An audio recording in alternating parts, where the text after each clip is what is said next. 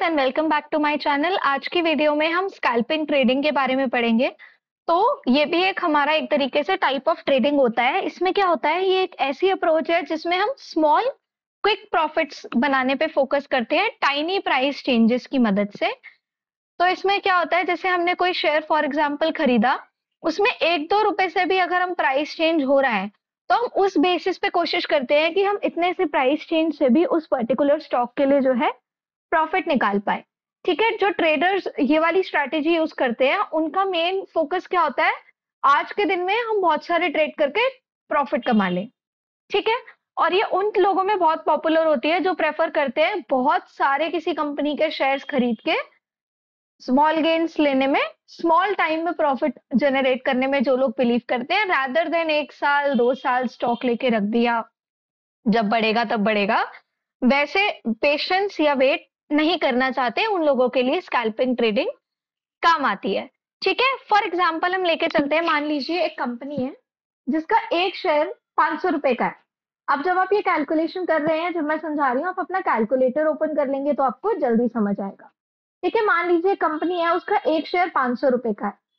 ठीक है, और प्राइस फ्लक्चुएशन हमने ऑब्जर्व किया, हमने रिसर्च किया, हमने स्टडी किया, कभी 501 हो रहा है, कभी 502 हो रहा है, कभी 499 हो रहा है, यानी 1-2 रुपए से जो है प्राइस हमारा इसका स्कैल्पिंग ट्रेडिंग में ऊपर नीचे हो रहा है।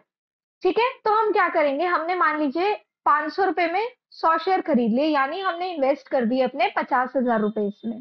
फिर जैसे ही हमने नोटिस किया इसका प्राइस 501 रुपए हो गया है, तो 501 रुपए हो गया है, हम 100 रुपए का किया था, हमने 100 शेयर लिए थे, यानी 50,100 रुपए उसकी वैल्यू हो गई है। यहाँ पर आकर इस पॉइंट पे हमने उसको सेल कर दिया, यानी 50,100 में आपने सेल किया और 50,000 आपने इसमें इन्वेस्ट किया था, यानी आपका इसमें 100 रुपए का प्रॉफिट हो गया। अब 100 रुपए का profit obviously is not sufficient, तो हम क्या करेंगे, ऐसी बहुत सारी ट्रांजैक्शन करते हैं एक ही दिन में, ताकि हम अच्छा अमाउंट 2 से 3 हजार या उससे ज्यादा प्रॉफिट जो है अपना स्कैल्पिंग ट्रेडिंग की मदद से निकाल पाएंगे। ठीक है, उसके बाद अब आते हैं, स्कैल्पिंग कर रहे हैं हम, स्टॉक स्कैल्पिंग कर रहे हैं, तो उसके कुछ एडवांटेजेस भी होंगे और कुछ डिसएडवांटेजेस भी होंगे। सबसे पहला इसका एडवांटेज है प्रॉफिटेबिलिटी। हम हाई प्रॉफिटेबिलिटी जनरेट करने की इसमें कोशिश करते हैं, लेकिन सिर्फ उस केस में जब आपको एग्जिट स्ट्रैटेजी आती है कि कब यहाँ से निकल लेना चाहिए, कब यहाँ से एग्जिट कर लेना चाहिए, उस सिनारियो में आप हाई प्रॉफिटेबिलिटी इसमें जनरेट कर लेते हैं। फिर होता है फ्रीक्वेंट अपॉर्चुनिटी। आप हर थोड़ी देर में स्विच कर रहे हैं, ये खरीद रहे हैं, वो बेच रहे हैं, वो खरीद रहे हैं, वो बेच रहे हैं, तो आपको इसमें बहुत सारे मौके मिलते हैं। अगर जैसे एक आपका बैड लक हुआ है, एक आपका अच्छे से नहीं आप बेच पाए, तो आप आगे अपॉर्चुनिटी लेके उस चीज को, उस लॉस को रिकवर भी कर पाते हैं। इसमें आपको सेम डे में बहुत अपॉर्चुनिटी मिल जाती है। फिर आता है मिनिमम मार्केट रिस्क। अब क्या होता है, इसमें आपको लार्ज लॉस होने का रिस्क नहीं होता। जैसे आप छोटे ट्रेड्स में डील कर रहे हैं, मान लीजिए हम एग्जांपल ले रहे थे, वो 501 हुआ ही नहीं, वो सीधे 499 पे आके रुक गया, तो आप अगर देखेंगे आपको उस केस में 100 ही रुपए का लॉस होगा।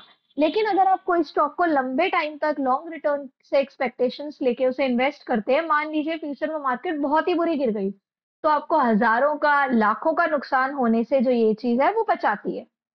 ठीक है, उसके बाद आता है नॉन डायरेक्शनल। नॉन डायरेक्शनल क्यों है, अगर आपका मार्केट बुलिश पीरियड पे है या बियरिश पीरियड पे है, यानी ऊपर जा रहा है या नीचे जा रहा है, आपको दोनों तरीकों में प्रॉफिट अर्न करने का मौका दिया जाता है। अब इसकी एडवांटेजेस है तो ऑब्वियसली कुछ डिसएडवांटेज भी होगी। डिसएडवांटेज सबसे पहले इसमें हाई कॉस्ट इन्वॉल्व होती है।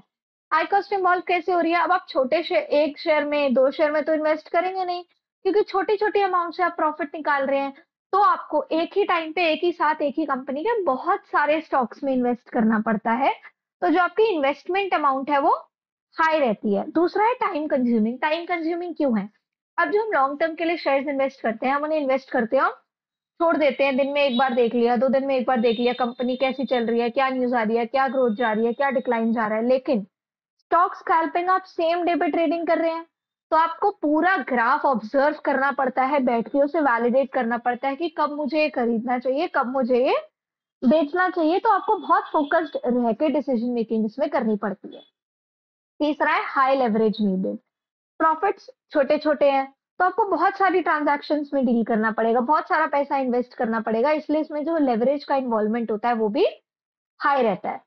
ठीक है, उसके बाद हम आते हैं कुछ की पॉइंट्स जो जरूरी हो सकते हैं हम जब स्कैल्पिंग ट्रेडिंग कर रहे हैं। सबसे पहला क्या है हमारा, सबसे पहला आता है quick profits and small moves. हर थोड़ी देर में हम छोटे छोटे मूव्स ले रहे हैं, कभी बेच रहे हैं, कभी ले रहे हैं, कभी एक कर रहे हैं, कभी उसके साथ कर रहे हैं। ठीक है, आप इन्वेस्ट कर रहे हैं, बाय कर रहे हैं, सेल कर रहे हैं, तो स्मॉल स्मॉल मूव्स में आप क्विक प्रॉफिट्स जनरेट करने पे फोकस करिए। दूसरा स्ट्रिक्ट एग्जिट स्ट्रैटेजी होती है। इसमें वही सक्सीड कर सकता है जिसको एक अच्छी डीप नॉलेज हो कब इन्वेस्ट करना है, कब पैसा अपना निकाल लेना है।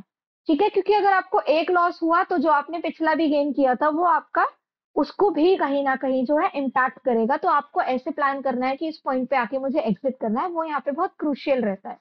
तीसरा है रिक्वायर्ड टूल्स। अब आपको यहाँ डीप एनालिसिस करना है, डीप अंडरस्टैंडिंग करनी है, तो आपको एक रियल टाइम डेटा ऑब्जर्व करना रहता है। सारे ट्रेडिंग प्लेटफॉर्म्स पे आपको प्रॉपर नॉलेज और एक्सेस होना चाहिए, और सबसे बड़ी बात हिम्मत होनी चाहिए और स्टैमिना होना चाहिए इतने सारे जो आप ट्रेड्स कर रहे हैं वो करने का। उसके बाद आते हैं हम आज की लास्ट स्लाइड में अबाउट स्कैल्पिंग ट्रेडिंग, जो है स्कैल्पिंग ट्रेडिंग स्ट्रैटेजीज।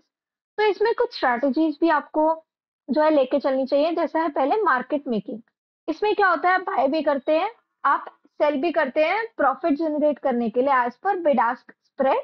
और ये तभी ज्यादा वर्क करेगा जब आप हाई वॉल्यूम ऑफ ट्रेडिंग करेंगे, हाई वॉल्यूम ऑफ शेयर्स एक कंपनी के खरीदेंगे और आप अपना मार्केट में, उस मार्केट में आप बेसिकली जगह बना लेते हैं। फिर आता है लार्ज नंबर ऑफ शेयर्स। वही उससे लिंक्ड है कि आपको लार्ज नंबर ऑफ शेयर्स में ही इन्वेस्ट करना पड़ेगा, क्योंकि छोटे छोटे प्राइस मूवमेंट से 1 रुपए से हो रहा है, 2 रुपए से हो रहा है, कुछ पैसे से हो रहा है, तो छोटे स्टॉक्स खरीदने से यहाँ पर आपको कोई भी प्रॉफिट नहीं हो सकता। ठीक है, फिर है traditional day trading. Traditional day trading क्या है, इसमें जो ट्रेडर्स हैं वो एंटर करते हैं कुछ ट्रेडिंग सिग्नल्स के बेसिस पे। वो सिग्नल्स क्या होते हैं, रिस्क और रिवॉर्ड। किसी किसी केसेस में होता है रिस्क बहुत ज्यादा होता है, रिवॉर्ड होने के कम चांसेस होते हैं, रिस्क कम होता है, रिवॉर्ड होने के ज्यादा चांसेस होते हैं। पर इसमें क्या होता है, रिस्क और reward goes hand in hand, दोनों का 1:1 रेशियो रहता है। जितना इसमें रिस्क का इन्वॉल्वमेंट है उतना ही रिवॉर्ड अर्न करने का चांस भी रहता है, as per deep knowledge, deep analysis और प्रॉपर स्ट्रैटेजीज फॉलो करनी चाहिए। आज की वीडियो में गाइस इतना ही। अगर आपको वीडियो थोड़ी सी भी अच्छी लगी हो, don't forget to like, share and subscribe for regular updates.